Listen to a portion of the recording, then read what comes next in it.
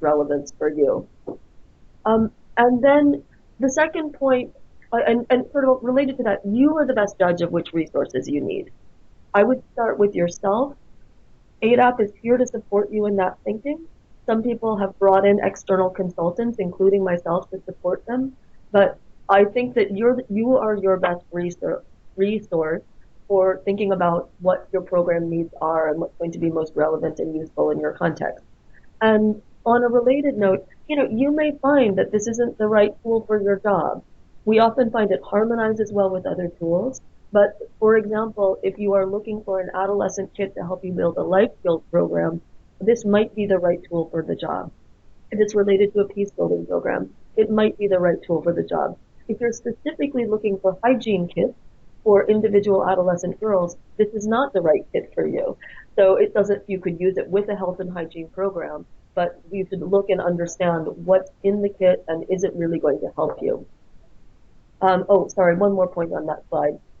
Thank you, Ellen. Sorry. One more point on that slide is you will want to decide whether you want to order supply kits from Copenhagen at some point or whether you want to procure supplies locally. If you are procuring supplies, you should consult ADAP for advice on whether to procure them and how many you might need. They've had a lot of success supporting people in thinking through those questions, and no one wants supplies sitting in their distribution center that they can't distribute and use effectively. We all know that's a tremendous headache.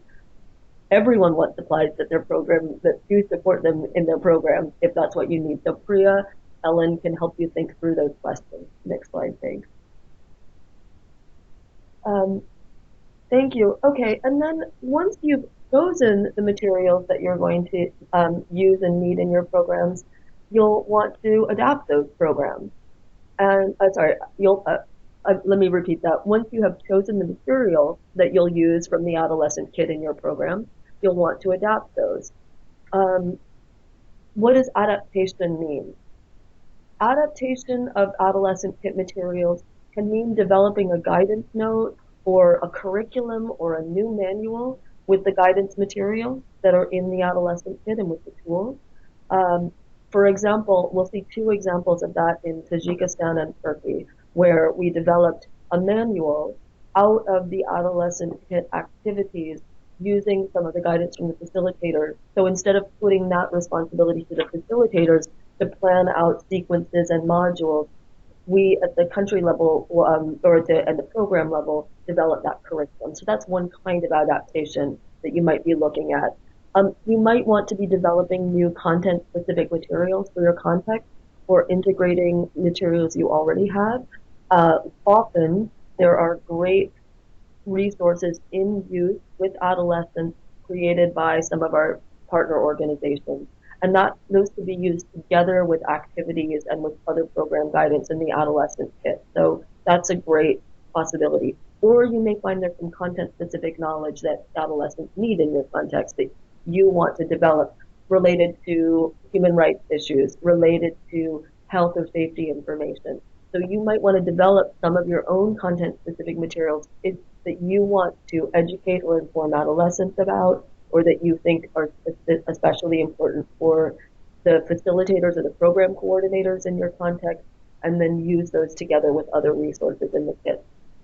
I've highlighted translating because many offices want to and need to translate at least some of the guidance and tools for use by their partners. So of course, especially the facilitators that are leading activities for adolescents often will not speak English or French or Arabic or the other major UN languages that eventually we hope the adolescent kit will be available in. So translating those for use by partners is often, and that may also include some adaptations for making the activities more usable and understandable by the facilitators. And so I'm highlighting this because you can translate the material. I'll give you more guidance on what steps to take, but my experience has been that often takes a lot of time. And so if that's something you think you'll want to do, get it started sooner rather than later, it's going to help you to implement your program on time. Supplies you can actually even build some of the cases in pods we saw in yesterday's webinar. And it often means procuring some or all materials and supplies locally. So in all these steps, just think about those steps. You may need or want support from a consultant writer at some point, from a trainer, from translators, from designers. You may not. And as we'll see in today's presentation, some people have managed to do this in country without additional support from a consultant.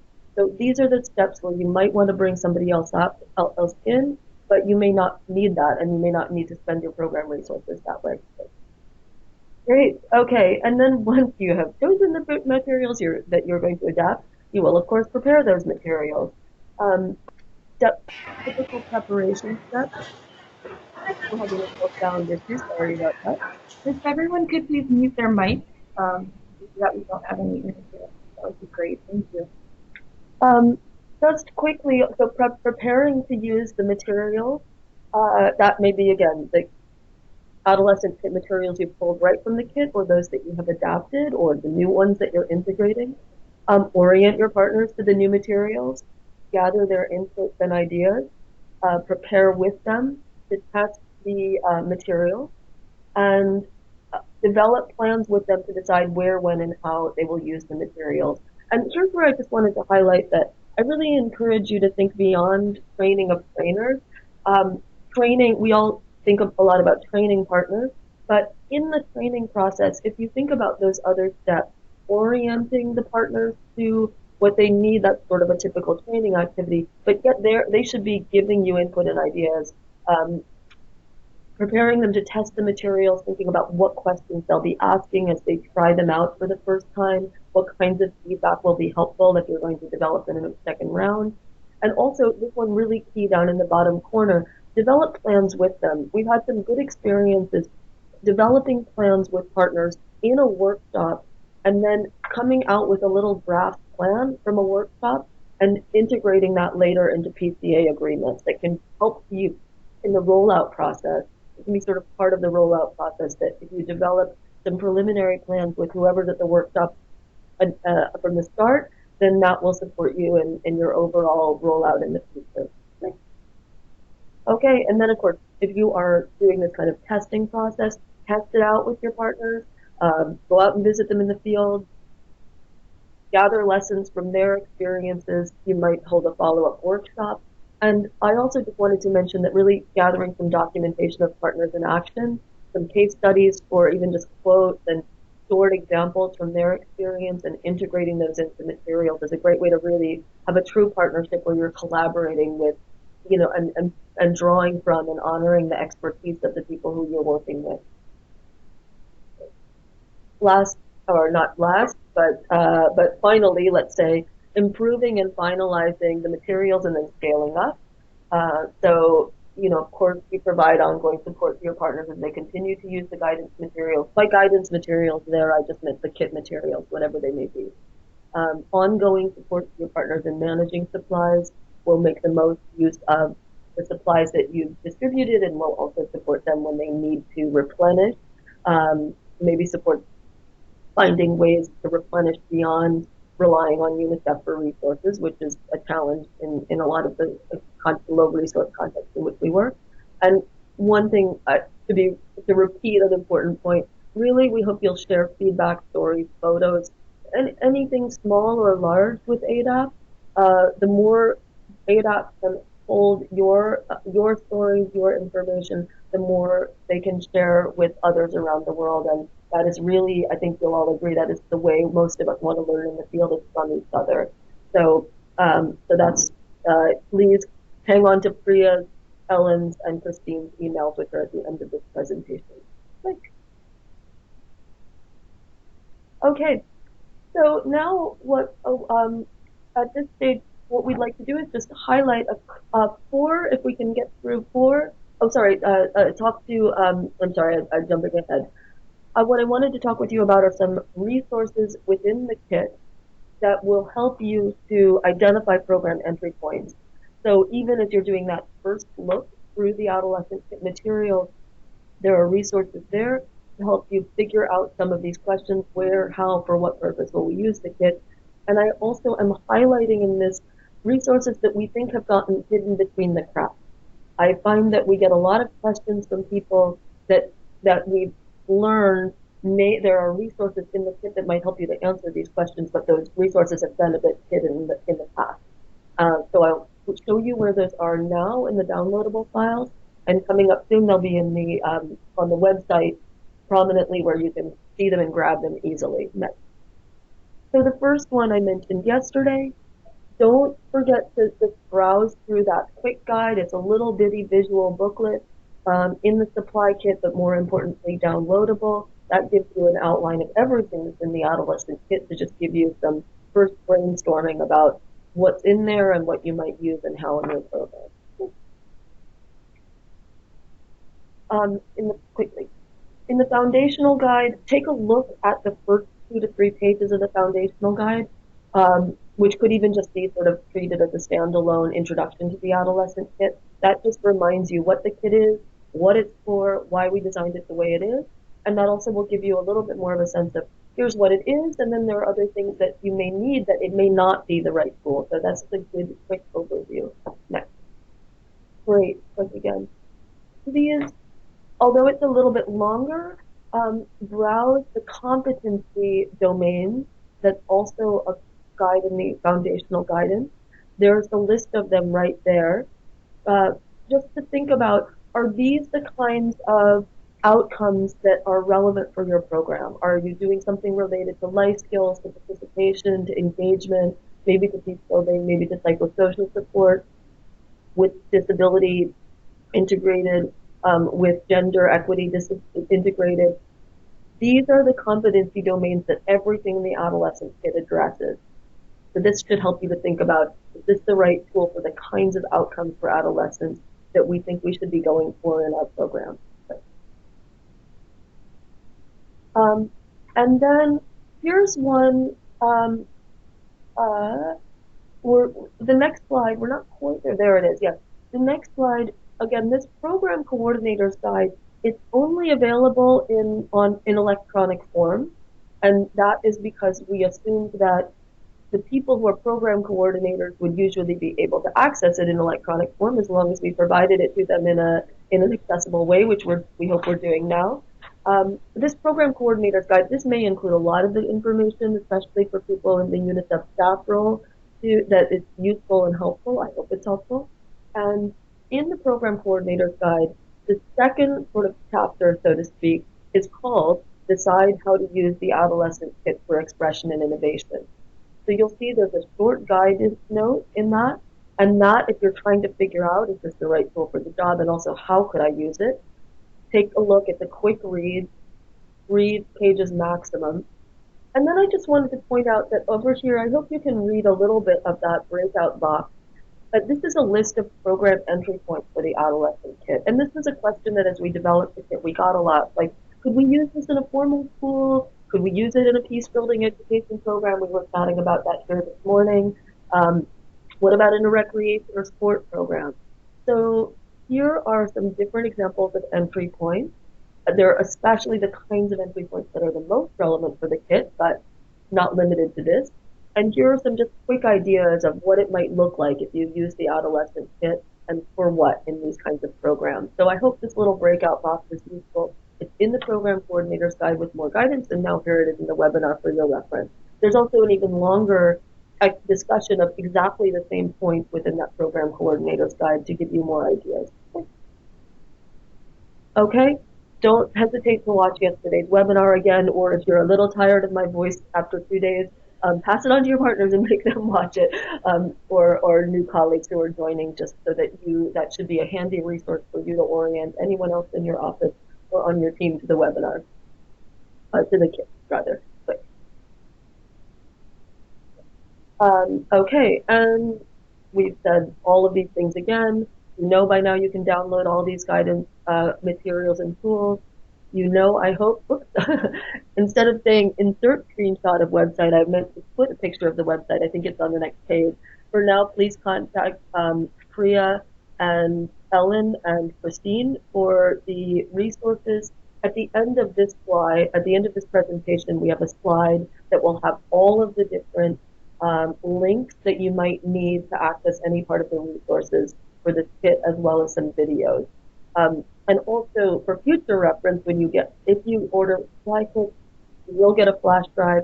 That includes everything that may be handy for you if your bandwidth or if your partner's bandwidth is limited. I apologize for a poorly edited slide here. But let's go on to the next one. All right. And at last, um, we're going to talk about examples from 4 UNICEF country programs that have used the kit in different ways.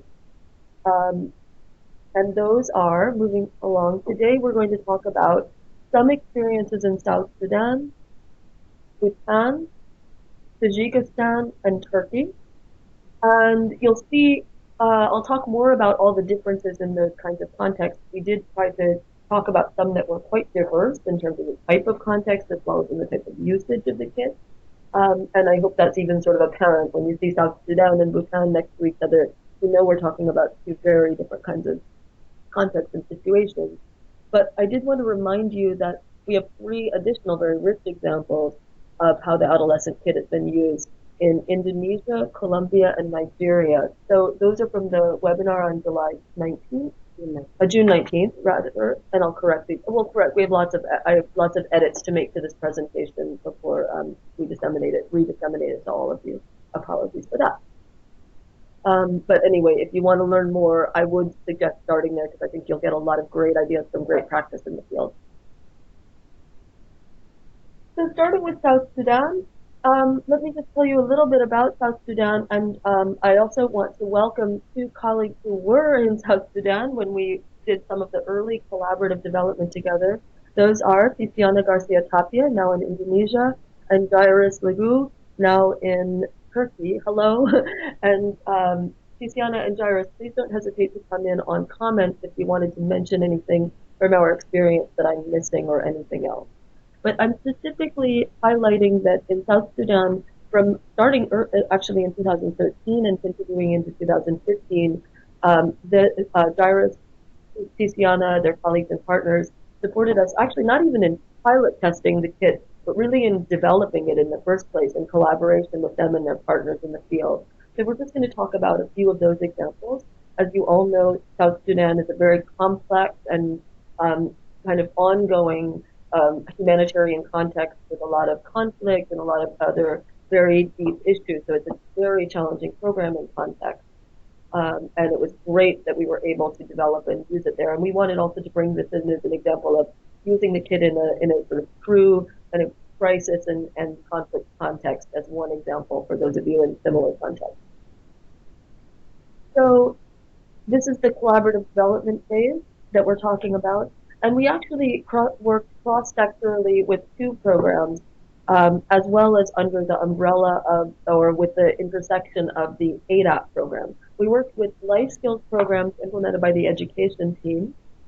And then we also worked on what I'm describing sort of generally as recreation for psychosocial support programs and adolescent-friendly spaces in protection of civilian camps.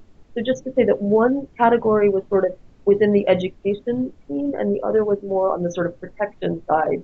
And we found that we could actually bring both of those together and that they, in fact, had kind of similar needs and an opportunity to kind of balance and integrate together.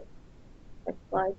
So our overall concept was that there were these good programs already happening in the field, and that the hope was that maybe we could strengthen those by integrating, among other things, more kinds of activities that were interesting, challenging, and engaging for adolescents. And I think I could say we were especially focusing on this adolescent age group, which everyone on this call, I think, would agree is the age group that we really continue as UNICEF to want to focus on more and, you know, make sure that we're never leaving unaddressed or letting fall into a gap in our programming. Next slide. So the steps, and this is a very loose description of steps just meant for your thinking and consideration. You all know well what the program planning steps are, so not to, oversimplify, but just sort of descriptively share. First, our education and child protection team and our ADAP and our youth and adolescent team, Jairus, reviewed the kit materials with the ADAP consultant. At that time, that was myself and 2 other colleague consultants working for ADAP at HQ on the development of the team, of the kit. So we all sort of reviewed the kit materials in progress together, and the South Sudan colleagues sort of brainstormed with us about how they could make it useful in their context, even while these kind of half-baked materials that we were bringing to them were in progress. And so once we made some decisions on that, in South Sudan in 2014, we held what I call the planning and training of trainers workshop with some lead partners from both of those programs to identify and then adapt and plan and use some of the materials that we had developed from the kit. And from there, the partners and again, I just want to emphasize that it was really the partners who looked at the resources and thought about, okay, here's what I could use in my ongoing program. You know, what's repeated? Is there anything that you're giving us that we already have? We don't really need it anymore. Okay, then we don't need it. But are there other resources that new kinds of activities, new kinds of ways of structuring activities, or even just kind of structuring the time that we spend with adolescents? And right there and then in the workshop, we developed these plans together. They actually outlined them on the usual chart paper, and um, and we sort of consolidated those so the UNICEF team had those partner plans, and they looked a little bit different from one partner to another, which was appropriate because these partners were doing these sort of slightly different kinds of work. Then the partners tested out the plans and materials, and then the partners again integrated, once they sort of developed and refined their plans, they integrated them into the PCAs. And I would recommend that. I mean, for obvious reasons, it gives you a lot with UNICEF to kind of structure your partnership and monitor and support your partners and make sure activities are carrying out as everyone had hoped and planned. Okay. And what we learned was, and I kind of am boiling this down to one big learning, but again, I'd really welcome Tiziana or Jairus coming in if you feel there are other important things. I felt like the most important learning that I took from that experience was we saw that a lot of the psychosocial support programs benefited from a little bit more structure for adolescents. Not a lot. That flexibility and fun is really important for adolescents, but you know they need that stress relief and chance to play and do what they want. But giving them a little bit more structure added some added some value for them. So, for example, where there were recreation programs where there was just sort of an open door policy, where you would say, okay, we've got an adolescent friendly space, we open the door, we hold sort of sport programs, and people can come and play football, which is very popular. Adding to that a little bit more structure to make sure that every time that there's a structured session, so every time young people come to the program, they're welcomed, they connect with the facilitator, there's a little bit more chance to build a sense of teamwork. There might even be opportunities to sort of say to the young people with disabilities, yes, you're welcome too, or how could we make this program more accessible or functional for you? And then at the end of the session, to get a chance to be sort of thanked and acknowledged. So little bits of structure can mean a lot to adolescents, especially those who are affected by very unstable situations like crisis. And then on the flip side of that, the opposite can be true in other kinds of programs. Sometimes we overstructure things for adolescents, and especially programs like life skills, and not specifically in South Sudan, but everywhere in the world. We know that it's very hard for instructors to break out of this like teacher-centered way of teaching life skills. And actually, what kids need is to practice their life skills and experiment with them and have a little bit more flexibility. So that balance between structure and flexibility was something that we felt that at least that was sort of a right entry point for here's how the adolescent kit might be structuring what might be adding some value to these programs. And we also found that it added some possibilities to diversify activities and especially integrate arts-based approaches. So sport for development, very popular kind of program around the world, and it works well, and a lot of kids love sport. But by adding more kinds of activities, sometimes we can reach more adolescents, and we can make them more relevant. We can make them more relevant and accessible for those for whom sports might be off-putting. Um, Although, of course, we also know that sports can be adapted for those with disabilities and should be and must be. At the same time, other kids may like and be interested in other kinds of activities. So that was another opportunity. I just want to jump in here before we move to the next country example, since our South Sudan country office colleagues that wanted to join, but maybe were unable to today. But just to build on the example that Juliet was giving on how it started out in South Sudan, I think the country office now has also really continued to adapt the kit, utilize it. It's fascinating to see how they are wanting to, continue with refresher courses and adapt it even more locally, translate it. So I've been in contact with the country office, and it's really good to see how they want to make sure that it's well integrated within their current programming as well. So just to say that that program and interventions did not stop Mm-hmm. when it was first carried out a few years ago, but rather it's really evolved, and it's good to see that, and it's good to note that country offices have carried on that commitment and that overall integration, which also shows that they found it helpful. But the need to constantly adapt now to the evolving context is also important. So I'll just stop here, but of course we'll be able to share more on all of these country examples later on as well. Great. Thank you. And again, I mean, Jairus and Tiziana, I know I'm really sort of boiling down a long collaboration to just a few points, and but thank you and please again jump in with anything else that you think is important that I'm leaving out because everyone can see the comments and benefit from those. As you're doing so, I am going to go on to the next country program, which is Bhutan. And I feel a bit humbled by presenting this program because I was not involved in any way in its implementation. And on this, I hope that on this call, our colleague Sonam Wangchuck is here. And so again, Sonam, I hope you will please come in with corrections or additions or anything else. First, I wanted to highlight this program for a couple of reasons, especially in this webinar. The first is, as you can see, which had a completely different kind of context in which the adolescent kit has been used. It's actually, and in this context, it was used, it is being used, I should say, in formal schools as well as in youth centers and with a volunteering and youth leadership program throughout the country. And I also wanted to highlight that very exciting and rewarding for those of us at HQ when we were working on this program.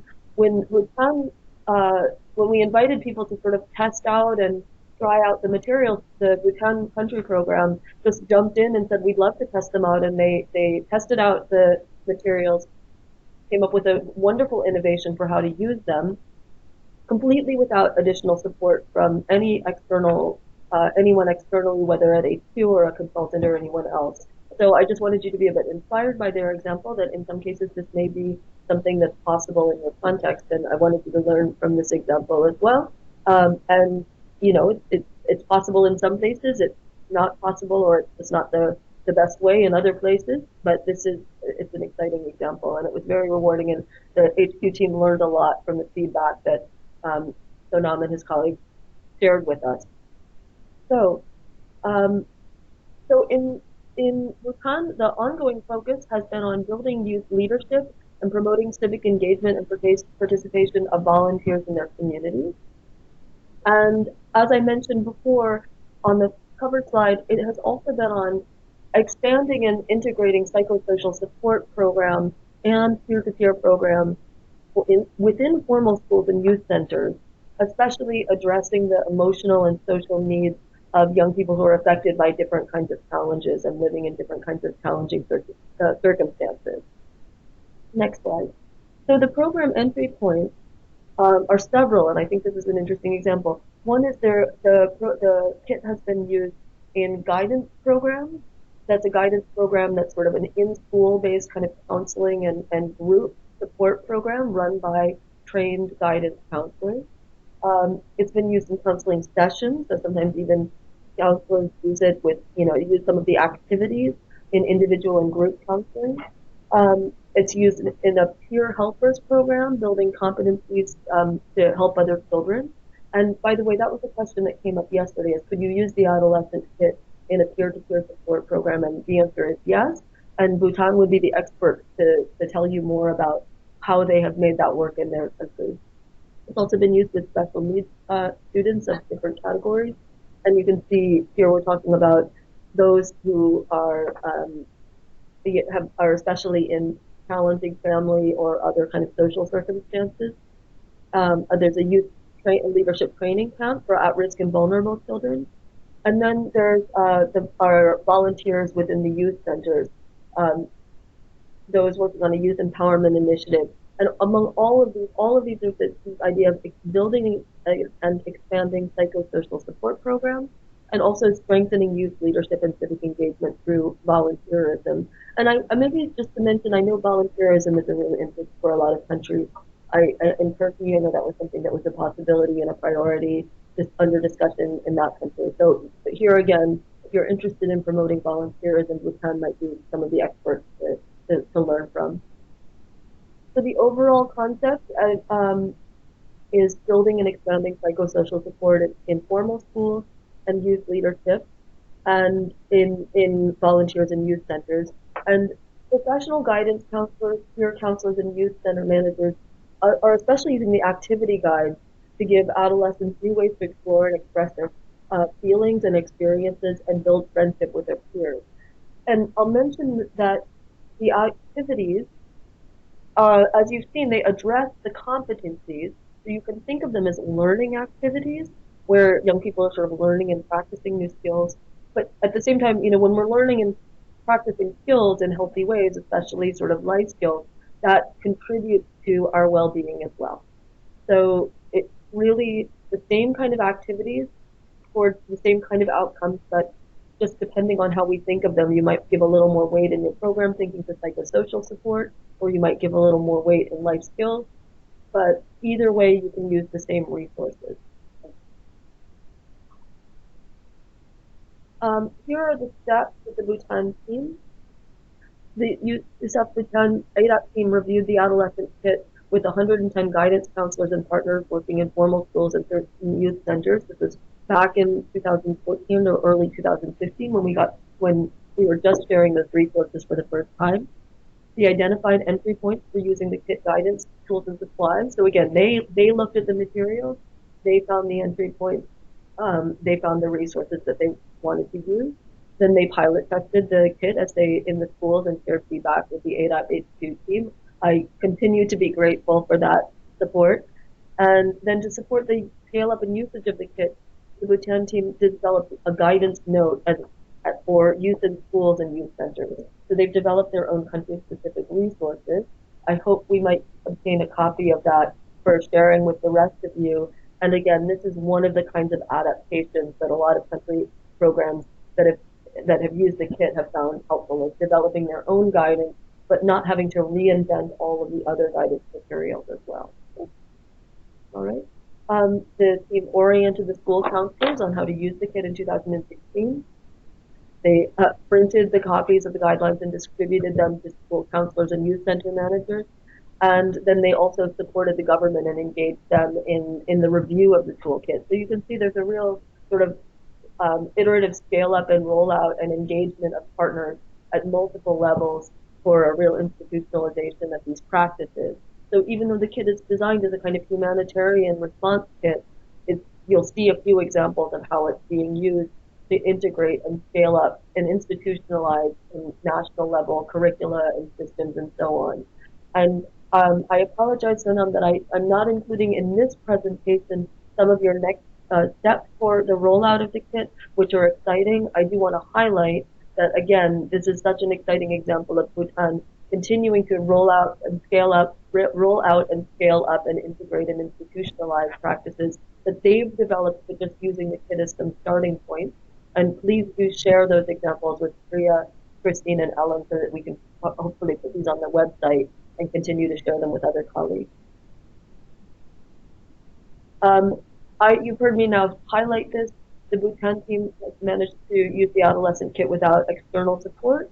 And again, we're not saying that to discourage you from asking support if you need it. That's why the ADAP team is here, is to support you. And other consultants will always be excited to work to support any country office that needs it. But we do just want to highlight that you may find that you don't need to spend your program resources that way, and also highlight that you're the experts in your own programs. You know best what you need and what the adolescents around you need and what schools can work for you for that job. And I think I've made these points already, but just to say this kit was originally designed for emergency context but can work in other kinds of contexts. And also this idea of strengthening networks of volunteers and promoting civic engagement and participation, building volunteer skills, and also promoting young people as agents of change in their communities. Maybe I haven't said enough that the adolescent kit is, in addition to being a kit for life skills, for psychosocial support, for peace building, it is a kit for young youth participation and engagement.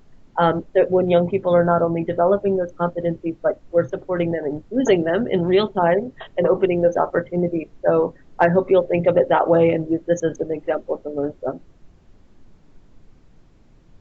There's a lovely video that the team has put together that's linked to this slide, and it should be maybe linked to a later slide. So please take a look on YouTube to learn more about the Bhutan and to see photos of such a beautiful country and a wonderful team. Also, that kit has some great practices. You can show it to your partners.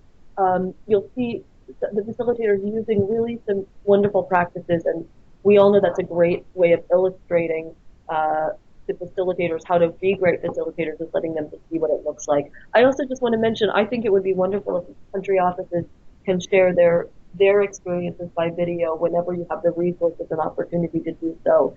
I think that's a wonderful way for all of you to be learning from each other's experiences, and it's so fun and rewarding to see them in action. All right. Now I'm going to speak a little bit about Tajikistan, a country that's just beginning to use the adolescent kit, but has the country that is just beginning to use the entire kit, but has been using the competency framework for some time, and now is sort of scaling up and moving into a new space of that work. If Mavzuna and or Khushbat, if you're on this call, again, please jump in with corrections, additions, anything else. I have the good fortune to be working with that team right now, supporting them with this initiative. But of course, they're the experts, so I hope you'll correct me if I'm on this call and if I misspeak or just if there's anything you'd like to add. And so in Tajikistan, let's go on to the next slide. So on the Tajikistan, as I mentioned, the program entry points, we can think it simply in two phases for purposes of this presentation. The first thing that the country program did, and at least through this program, was to use the competency framework that's in the adolescent kit, those 10 competencies, as well as another toolkit that I've mentioned, which is the Peace Building Competency Toolkit, which is linked at the end of this presentation. And that's a complementary resource that fits with the adolescent kit. They use that to develop a national curriculum framework for Tajikistan of competencies for peace building for use by the Ministry of Education and by other partners who are supporting education and other programs for adolescents. So they've promoted and successfully advocated that that competency framework that they developed can be sort of a core curriculum guide for youth in formal schools and beyond formal schools. And within formal schools, what they did was develop a peace building curriculum that's used actually now in the formal schools in a kind of a class that adolescents throughout the country can take, and it addresses those 10 competencies. And then that's the second bullet point that you can see on that program entry point. And then the third thing that they did, and this is a program that many of you may be familiar with, is they implemented the Uplift program, which is that program that UNICEF's innovation team globally has been implementing with young people. They call it a boot camp because young people apply in teams to participate in this intensive human-centered design training, and then they design their own inventions, apps, sometimes resources, tools, and engage in a competition, and it's to support young in being innovators and creating new resources or even tools or even materials for buying and selling throughout the country. And those of you who are interested in the livelihood program possibilities, I would suggest you might want to look at Upshift for idea generation because it does sort of link to some livelihood concepts and outcomes. although it's not specifically a livelihoods program, I think you might get some exciting ideas. So the Upshift program also, when we think about innovation and creativity, first of all, those are one of the 10 competencies addressed by the Adolescent Kit. And then working as innovators and working in teams, these are all also ways to address those same 10 competencies. So in fact, the Upshift program is another way that the UNICEF team with its partners are implementing their curricula of 10 competencies.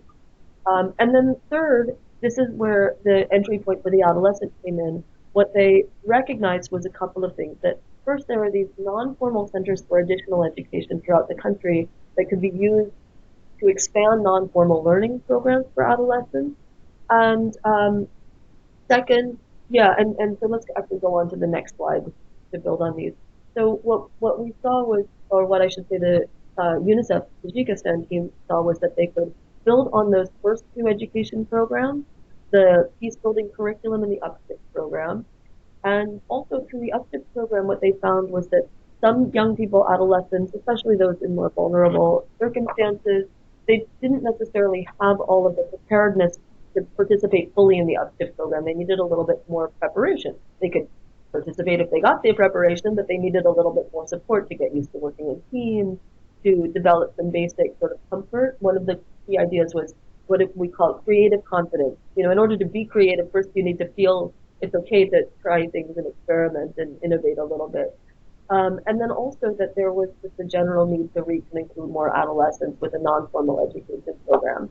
And again, that these centers for additional education were a great place that that could be happening.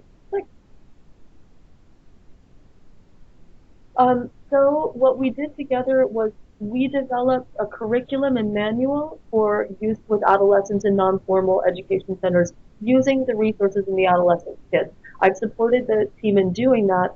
And again, yesterday I made a big point that facilitators can build their own modules, but facilitators can build their own modules using the activity guides in the adolescent kit and using the facilitator's guide. But we also would encourage that that you might consider that it's easier to create your own curriculum at the program level to share with your partners. Creating an individual curriculum might be a little bit much for individual facilitators. And maybe I should even just mention as a side note, one lesson learned from those who I think have kind of left it more open to facilitators to pick and choose without a little bit more guidance from the program coordinators or from UNICEF in which activities, and is that sometimes facilitators will choose the activities that they're just the most comfortable with or that are the easiest to implement. And instead, what UNICEF and partners can be doing is supporting the facilitators in implementing more complex kinds of activities by giving them more preparation and training, building the curriculum with them and for them, and so forth. So that's one thing we did, is to create a curriculum uh, out of the activities that are in the adolescent kit. We we had a POT with teachers and facilitators to use and test out that curriculum, and also to get their feedback from the beginning. And you know that was useful too, because even in our first review, they said a few things that we had proposed, or that I had proposed. They said this is not going to work. You need to change this, or you really need to add this, and so forth. So that preliminary feedback was very useful. And we also took that chance to start to prepare partners to use the supply kits, which will be used in that country, and also to prepare them to just put them together. I also wanted to mention that Tajikistan is a country that is using the supply kit, although it's not a low resource country in the respect of being a brand new emergency where things like pens and pencils aren't available. Those are certainly available in Tajikistan, but they felt that the kit would encourage the facilitators and enable them to hold activities beyond centers, so they can be based in centers for additional activities, but they can move beyond them. So, and that might be a good way to kind of inspire and support that kind of remote work. So that's one thing to consider. Okay, there's some of our TOT experiences and our colleagues and partners in Tajikistan at work and putting the supply together. And so some of our useful lessons. Again, if Mabduna or Pushpat are on the call, please correct me, jump in, add anything. Um, it was exciting to see that the CCSM team had developed this national curriculum and competency framework using resources from the Peace Building Competency Toolkit, which corresponds with the Adolescent Kit. Those two resources were developed together and at the same time. So that was great. And also, I just want to mention that as an example too of, you don't have to use the whole Adolescent Kit. You may find that just one piece of it provides you the tool that you need in your context, or in this case, it was the first tool that has been used in that program. For those of you who are interested in Upshift, we're really thinking about how the Adolescent Kit complements that program. We're not seeking to kind of replace that program, but we are finding that maybe the two can be put together in interesting ways. And again, in this context, what we're trying to do is use the Adolescent Kit as a kind of wider reaching and preparatory program for Upshift, and then those few adolescents that are really talented and motivated, not just talented, but have that interest in taking it to the next level, they can apply the Upshift program and hopefully get even more out of it. And that again, adolescents often kind of needed a little bit more skill and teamwork development, but also that the Adolescent Kit curriculum we're hoping can sort of reach more and maybe provide some longer term interventions, while this Upshift program gives this really in-depth and exciting opportunity for deep learning and for this kind of like deep training in human-centered design. Great. Do I have time to talk about Turkey? Yeah. Yes. Great. About 5 minutes, and then let's move to some Q&A. But because we've been managing some of the Q&A, there's not, Great. Yeah. Great. I think we can use 5 minutes, because Turkey also is a good example. Yeah, Turkey is a good example. Jairus is good info. Wonderful. And Jairus, thank you. So this is Jairus' second moment in the spotlight. Thank you. And if Nilgun Kabusoglu is on the call, or Nurten Yilmaz, welcome, welcome, welcome. Jairus is the head of the chief of the ADAP section in Turkey. Nilgun is the longtime founder and hero of the ADAP program, and Turkey has been doing deep adolescent and youth participation work for a long time. I know the ADAP team has been learning from them for a long time at HQ. So, and Nur is also, Yilmaz is the child protection specialist who found these opportunities for us to kind of look at new ways through child protection programs at ways to reach and engage adolescents. So if any or all of you are on the call, again, jump in, correct me, add everything. So, so in Turkey, as you may know, Turkey is the country that has received the most Syrian refugees, over 4 million, and also refugees and migrants from many other countries, about 500,000 in that country in the years that I was working there. And the team saw opportunities to use the Adolescent Kit to build social cohesion between the Turkish refugee community and the Turkish host community, which itself is diverse, of course, includes Turkish and Kurdish and other young people, and also to strengthen adolescent engagement, which was a big commitment of the No Lost Generation and Syria Plus program, and should always be something that we're looking at is how can we empower and support and actually collaborate with adolescents through and beyond our program. Next. So in Turkey, the focus was on using the Adolescent Kit in centers and safe spaces with youth and adolescents from Turkey and Syria. And those centers and safe spaces are a lot of different kinds of programs. Some of them are programs that are sort of service centers that are set up for families. Some of them are centers that are especially set up for youth, run by the government. They're huge, quite beautiful youth centers. And then there are small kind of community-based, very rich centers for some specifically for women and girls, some specifically for youth, run by local and national and international NGOs, and also run by the government. So all of those we saw as places where there could be more youth activity, more youth engagement, more leadership in and beyond the programs themselves. So our overall concept to start up was, we said we need to figure out sort of what are some strategies that the partners implementing programs for young people in these centers could be using that could be used by the kids.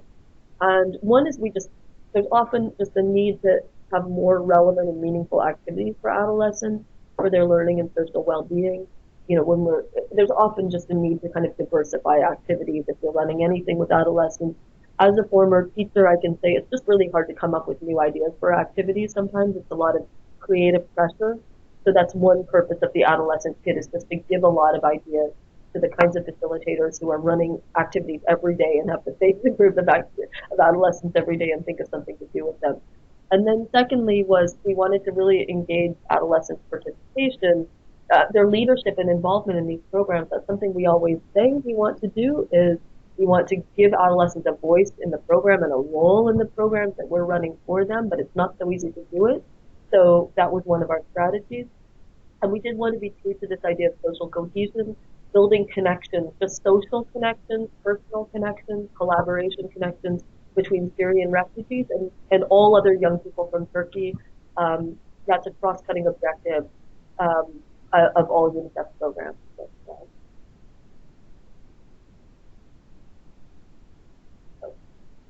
So our steps roughly were, as usual, we sort of brainstormed around these strategies internally and came up with this idea that there could be adolescent committees established within all of these different kinds of centers, and that this idea of a committee can be supported by the program coordinator's guidance that gives suggestions for how to collaborate with adolescents throughout the program cycle, and also the activities themselves give some ways to kind of facilitate a committee coming together, deciding how they're going to work together, and then taking some kind of positive action together.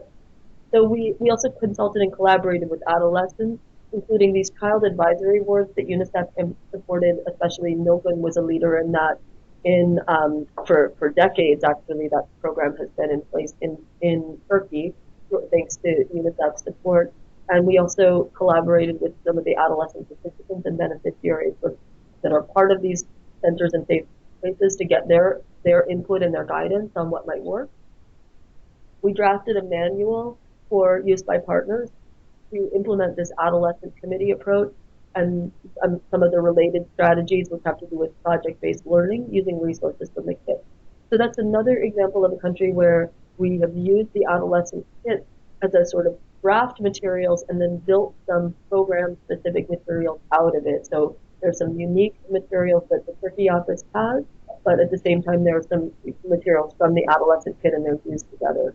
As usual, we held a workshop with our partners to review the manual and to talk and plan how they would test and use it. Also to get their feedback from the very beginning to see if it would work, did we need to change anything, would they be using it the same way or differently? And of course they were using it somewhat differently in these different program contexts. Then they went out and tested and adapted the strategy using the manual. And we had a chance to visit and observe and gather lessons learned in this first phase.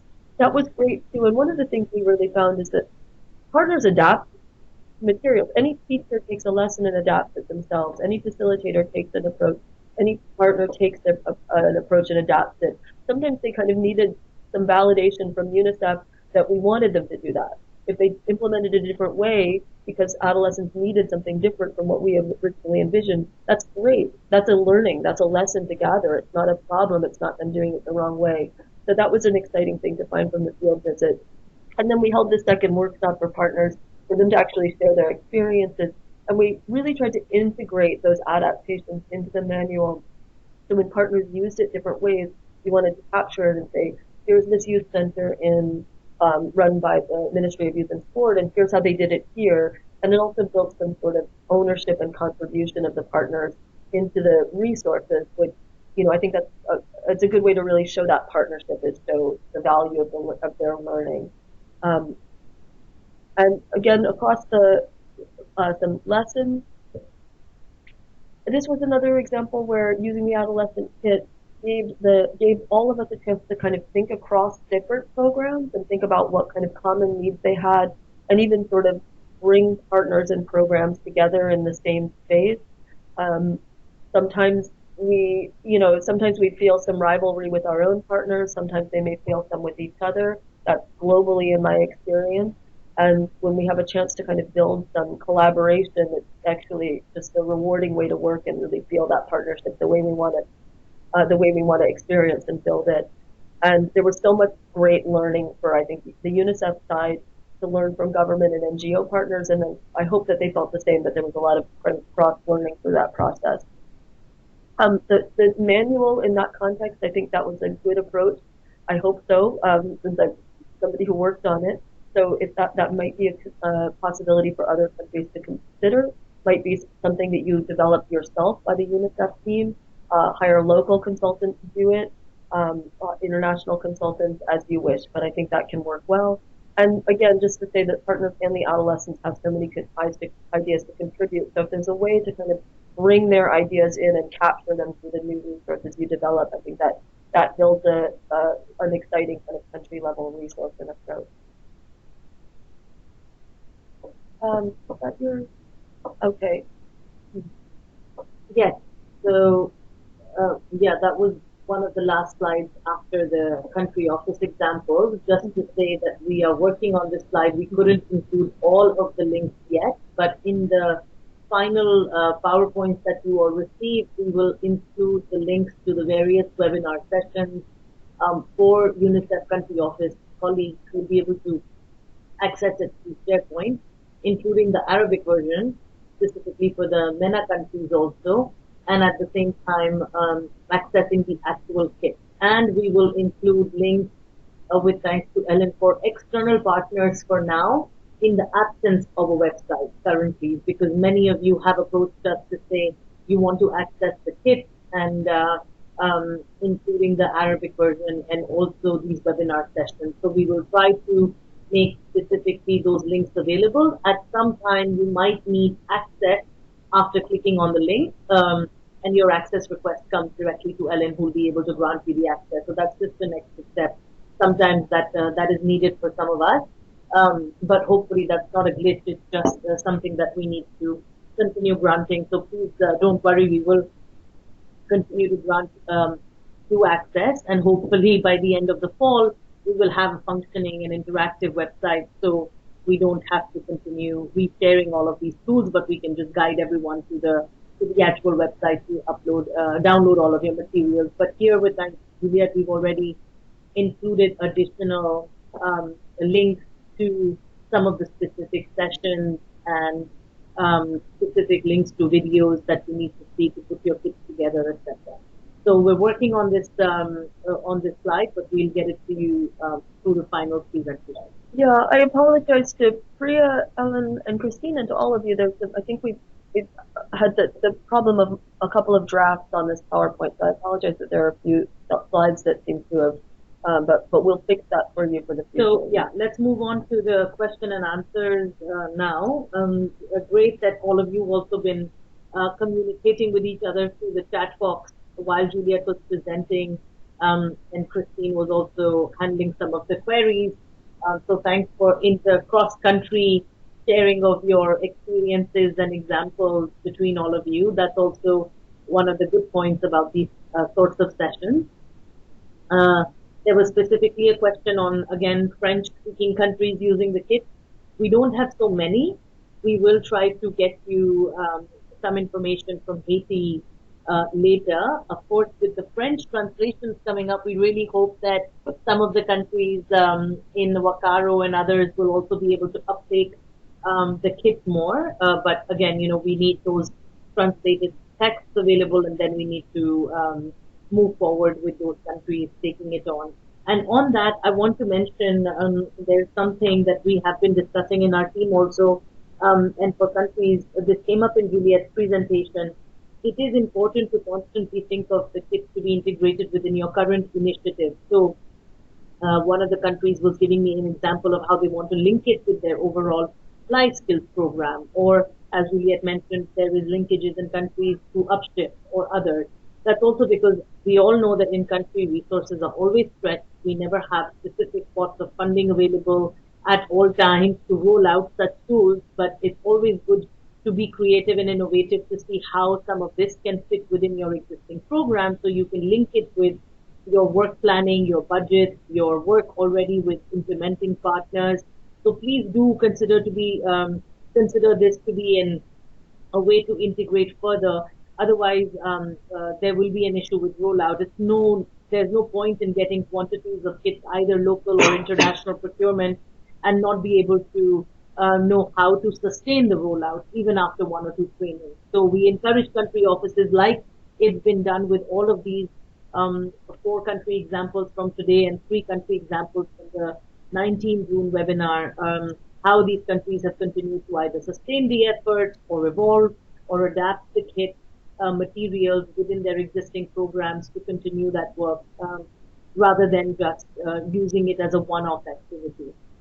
So that's another aspect that we want to consider when the translated text comes out, because we want that to happen with any new countries taking on the kit as well. You must have a rollout plan or linkages in your mind and with your country offices. So at this point, we also want to encourage you all as adolescent focal points or officers and specialists to please connect with your education, your child protection, your peace building, your other colleagues and counterparts in the country offices to also see where those linkages can happen with programs. Okay, so on the other questions that we have coming in from Victoria, there is one. What has been the experience around sustaining the rollout, especially allowances for facilitators in non-formal adolescent safe spaces? Good point, Victoria. I think we'll have to check with countries. I'm checking if Tiziana and others who are online can share some examples on specifically allowances for facilitators. I think our South Sudan offices had also raised something similar. Again, maybe it's part of the work planning with the implementing partners with who activities are planned, and such allowances have to be thought through or made through those IP rollout interventions with the facilitators. Of course, I think here you're intending to say that we want to be incentivizing facilitators also for all of their work that is being conducted. So I think it is good to build it into the work plan, hopefully through the implementing partners. But that also, in terms of sustaining that kind of program and work, yes, it is always a challenge because resources for us continue to be limited or time bound, and then the program ends. In some countries like Indonesia, etc., again, I don't know if Suziana's able to chip in here, there is a way to link it up with local or national frameworks, activities where the government or some national partners can take on that kind of work. Or the facilitators can be linked to some national existing programs that can then absorb some of the skills that they've learned or some of the work that they're doing in other settings. So that could be one way of looking at it. And Tiziana is saying yes, we link it up to the Child Forum platform, part of child-friendly city framework. Victoria, we can share with you the write-up from Indonesia. Luckily, we have some good examples from Tiziana already to share, which are documented on implementing the kit and sustaining it through in Indonesia, so we can share that with you. But go ahead, Julia, if you also wanted to add in. Yeah, no, I did want to say, I think this is the kind of broader program. This is the kind of question that is kind of speaks almost to our broader program context of what are our long-term plans for program sustainability and institutionalization. I think, yeah, Tiziana has just shared two great examples of what that might look like. Just to mention, the kit in other contexts, it may even be being used in a context in which teachers who already are being paid for their work are using it as an enrichment tool. They're teaching a new kind of class or they're integrating new kinds of approaches, but this is part of their ongoing work. So I will point you to the program coordinator's guide. The last section of that has a quick note on either ending or transitioning programs. Things like child-friendly spaces. In my experience in Somalia, one of the challenges we encountered is they're meant as a kind of emergency intervention, and I'm really using the word emergency, not even just humanitarian, but for those early moments when governments or NGOs need us to come and help set up programs. But then it did raise the question of how long will they continue? Are they going to end? Are they going to integrate into something else? So there's some ideas in the program coordinator's guide for what that might look like, Yeah. what that institutionalization might look like. Or there are situations where we need to end programs, and that's because in a humanitarian response, not abruptly, not abandoning our partners, much less the adolescents, but just thinking through those steps. The So exit it is, strategy or linking up and sustaining through. exactly. Yeah, I think that's a good model also to look at in terms of how you can link up with existing national programs, any interventions, any long-term standing initiatives that the government or national partners can take on. And it depends on how your exit strategy is also planned for such initiatives. But we can share some of the materials we have, at least from Indonesia, on that. Actually, in the 19 June webinar presentation already, the SharePoint link that Viviana had shared from Indonesia has been shared again. We see not too many other questions as of today's chat box. There has been a lot of engagement and interaction between countries, learning from each other. But please do, while we're doing our wrap up, please do feel free to write any last burning points, comments, questions in the chat box. Otherwise, I just wanted to go through the next step. We are also planning to work with Juliet not only to finalize these presentations, but just to strengthen and finalize the frequently asked questions sheet, which many of you have seen it's in draft form, but now through the questions that have come through from many of you yesterday and today, we will incorporate that within the FAQ sheet and have that ready for your use and sharing with partners, etc. But not just the very, a simple, simplistic FAQs like what is the kit, what's in the kit, all that stuff we now know, and we can refer people to the webinars. But more around these aspects, around where can I find the M&E tools, where can I, what should I be thinking about in terms of a rollout plan? How should I be linking it up with other work in the other sections in my country or office, etc. So we'll try to build some of those aspects and provide linkages to that as well, because I think those are some of the questions that are coming up now, where colleagues want to advance the adapting and utilizing of the kit, which is what we wanted to see through these webinar sessions also, because many of you are the ones who actually utilized it, so you can speak to it and you now want to encourage further use, further adapting, sustaining it, etc., which is all great stuff. So we hope to have a slightly more advanced, more technical FAQ sheet for you all, and then we will share all the materials shortly after. So please do look out for an email from Ellen on all of these aspects. And once, and if you have any trouble in accessing any of the links that we share, external partners or internal colleagues for the country offices, to again get in touch with Ellen. But hopefully all of that works out once we have a website functioning and running.